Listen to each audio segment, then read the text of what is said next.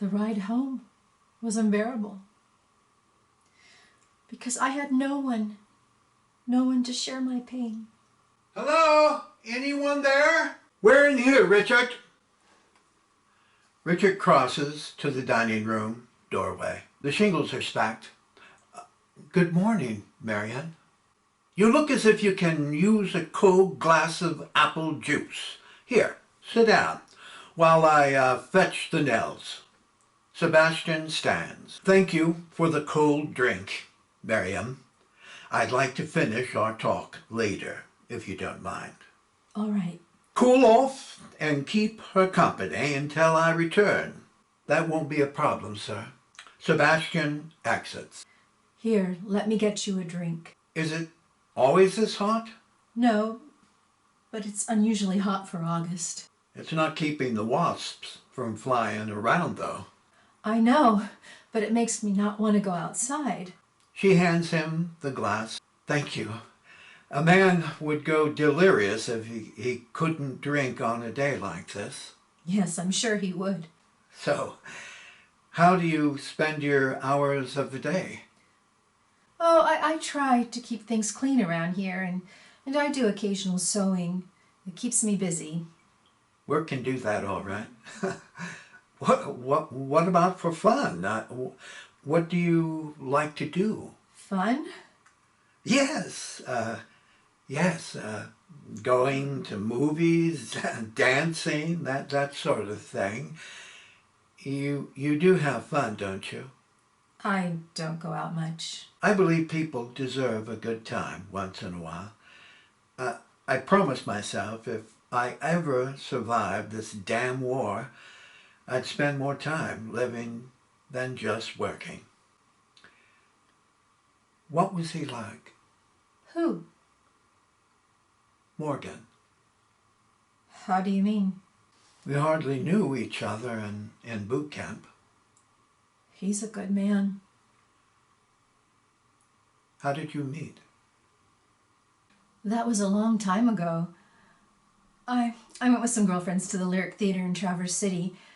When I stood in line for popcorn, this tall, nice-looking man stood behind me, and he began talking to me.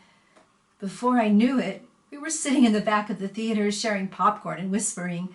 Soon an usher asked us to be quiet, so we left, and we found a quiet diner down the street. He was from Horton Bay, a short distance from Charlevoix. We had so much in common. My girlfriends were furious. They thought I'd been kidnapped.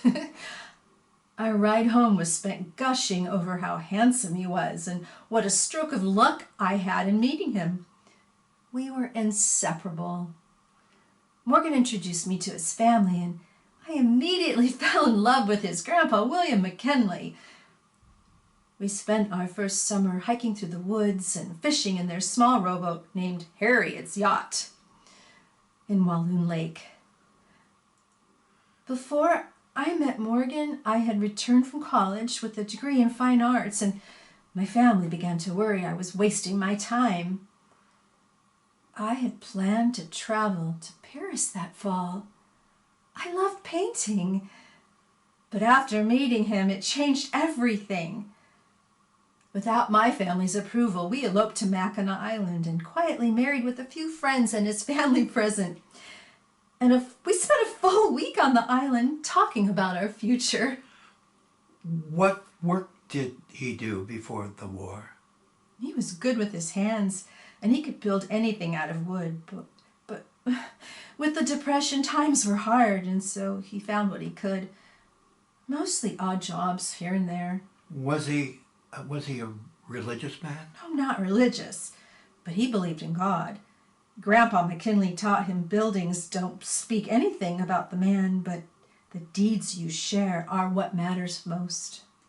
Did he have any dreams? Oh, yes. He wanted to own a shop where he could design and build tables and chairs and kitchen cabinets. He made the table and chairs you're sitting at. He had a passion, all right. Had? Has a passion. I'm back with the nails, Richard. Are you up for a little work? Yes, sir. See you outside, then.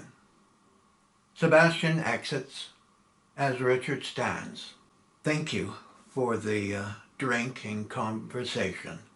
You're welcome. Richard exits as Harriet is heard off stage.